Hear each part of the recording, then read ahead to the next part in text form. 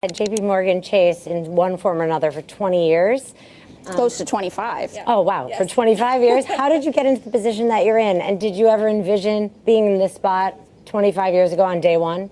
Yeah, I certainly didn't envision being in this spot 25 years ago. I was in the finance area, actually within the investment bank, for a very long time, about 17 years. And then I moved over to what was then retail financial services as the controller, and then ultimately became the CFO for the mortgage business.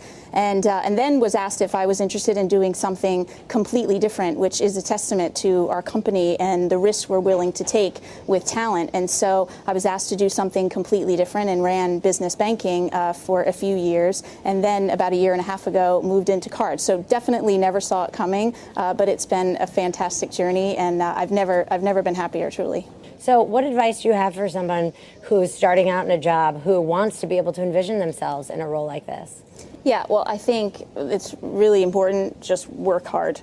That's a big key to success. Intellectual curiosity, I think that's really, really important for people to always be learning, always anticipating the next question. And then I think being a great partner, being someone that's a great problem solver that people want in the room when they're working on a project or working to solve a problem. And that means not only having that intellectual curiosity and be willing to work hard, but it means having heart and humanity and being your authentic self. So I think all of that is really important for success. And any big lessons, like biggest mistakes that you've made in your career or biggest successes?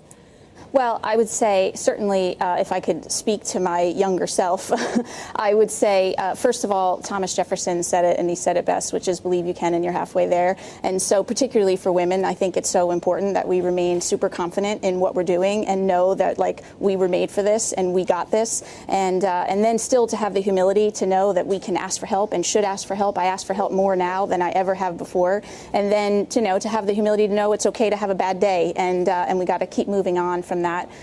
Surrounding yourself with great people, both personally and professionally. I'm a mom of 3 boys, and so if I didn't have the amazing husband I have, I could never do what I do at work. And so that's critically important. And then life begins at the edge of your comfort zone. I mean, I think for years in the beginning of my career, I avoided being uncomfortable, and then when you realize you allow yourself to be uncomfortable, you grow through those experiences, and it's incredibly rewarding. And you've been at JP Morgan for all of Jamie Dimon's tenure as CEO.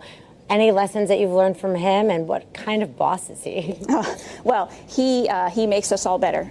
So he is just a tremendous leader. I think he shows us how to analyze things more deeply, to know your numbers, to understand your business cases, to make sure that you're creating the time to be able to always be learning, not just about our own industry, but about other industries that may be relevant, to always be focused on investing, and then culture and how much culture matters. I would say we have a really smart, execution-oriented culture, but as Jamie says, sometimes it's a lot more about heart than it is mind, and so we have a smart, execution-oriented culture that has a lot of heart and a lot of humanity, and it's not even just about Jamie. He has surrounded himself with the most talented operating committee, I think, on the planet, and each one of them is world-class, and so it's really about the entire leadership team that he's created that makes us have such a strong culture.